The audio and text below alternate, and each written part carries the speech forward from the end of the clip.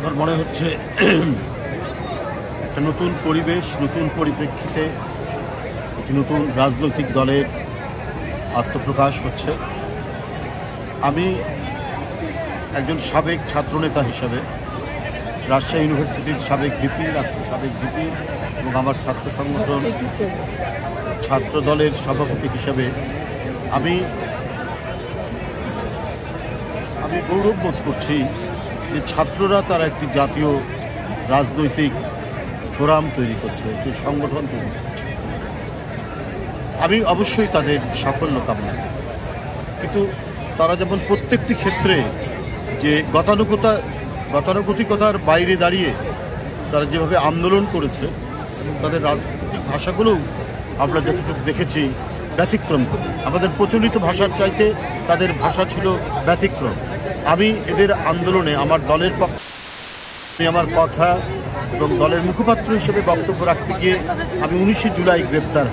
তার আগে এই ছাত্রদের যে কর্মসূচি কমপ্লিট শাটডাউন থেকে শুরু করে আর অন্যান্য কর্মসূচি যখন আমার দল উপস্থিতি জাতীয়তাবাদী দল যখন বৈষম্য বিরোধী ছাত্র আন্দোলন নেতৃত্বে জুলাই গণঅভ্যুত্থান সংগঠিত হয়েছিল, তরুণদের নেতৃত্বে বাংলাদেশ আমাদের আশার পথ দেখায়।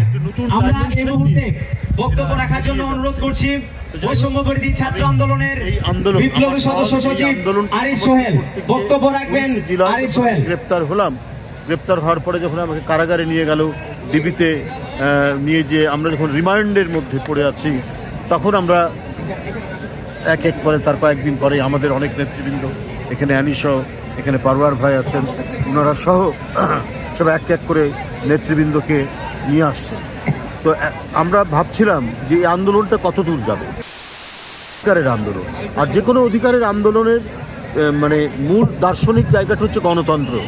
গণতন্ত্র থাকলে আজকে এত জীবন যেত না। আজকে মুগ্ধ আবু সাইদ বুক চিতিয়ে বুলেট বরণ করে তারা যে পরিস্থিতি তৈরি করেছে সেটা তো ইয়ে হতো না। অর্থাৎ এই আন্দোলনের মূল বাণী হচ্ছে গণতন্ত্র। সেই গণতন্ত্রের প্রধান অন্তরায় হচ্ছে শেখ হাসিনা, প্রধান বাধা হচ্ছে শেখ হাসিনা। তো আমরা 21শে জুলাই যাই, 22শে জুলাই যাই, কারাগারের মধ্যে আমাদের ঋণ কাটে, 25শে জুলাই যাই, 26 জুলাই যাই। আমরা ভাবছি যে এক দফার কোনো কর্মসূচি আসবে কি, এই ভাবনার মধ্যেই আমার মগ্ন। এর 2-1 দিন পরেই আমরা দেখলাম একবারই নতুন ঘোষণার ধ্বনি, প্রতিধ্বনি তুলে এক দফার কর্মসূচি যখন আসলো, তখন আমরা অনুপ্রাণিত হলাম।